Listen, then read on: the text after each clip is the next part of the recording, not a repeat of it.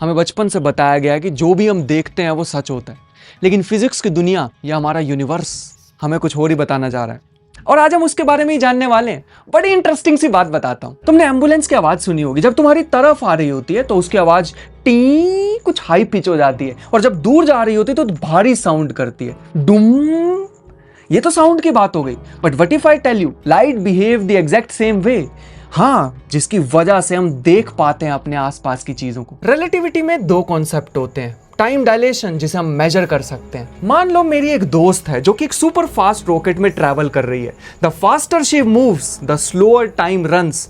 अगर मैं मेजर करने की कोशिश करूंगा अपनी कैलकुलेशन के अकॉर्डिंग, रिलेटिविटी की कैलकुलेशन के अकॉर्डिंग, तो उसकी घड़ी स्लो चल रही होगी मेरे रिस्पेक्ट में। अब इमेजिन करो मेरी वही दोस्त मेरी तरफ आ रही है near the speed of light. उससे निकलने वाली जो लाइट रेज हैं जिसकी वजह से मैं उसे देख पाऊंगा, मेरी आंखें उसे देख पाएंगी, वो कंप्रेस हो जाएगी, वो एक दूसरे में घुस जाएंगी वेव्स, जिसकी वजह से मेरी आंखों को ऐसा लगेगा कि सामने मेरी दोस्त की हर मूवमेंट, हर एक्शन एक फास्ट फॉरवर्ड मूवी की तरह हो गया।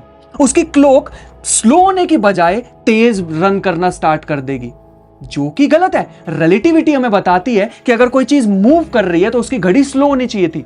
मतलब मेरी आंखें धोखा दे रही हैं, गलत बता रही हैं। बट वेट, ओवर थिंकिंग थोड़ा ढंग से करना। मान लो वो मेरी तरफ जो दोस्त आ रही थी, मेरी कोई बात उसको पसंद नहीं आई, रॉकेट उसने वापस घुमा लिया, तो अब जाते हुए लाइट वेव्स भी उसके साथ जा रही होंगी। जो पहले घुस रही थी एक दूसरे में वेव, अब वो स्ट्रेच होना स्टार्ट होंगी, जैसे एम्बुलेंस में हो रहा था अलग अलग साउंड, जिसकी वजह से अब उसकी घड़ी मुझे और भी ज्यादा स्लो दिखाई देगी। जितने हमारी कैलकुलेशन है उससे भी ज्यादा स्लो। फिर से ये गलत बात है, हमारी आंखें फिर से हमें धोखा दे रही हैं। तो हमारी आंखें हमें कंप्लीटली डिफरेंट रियलिटी दिखा रही है जो हो रहा है यूनिवर्स में उससे।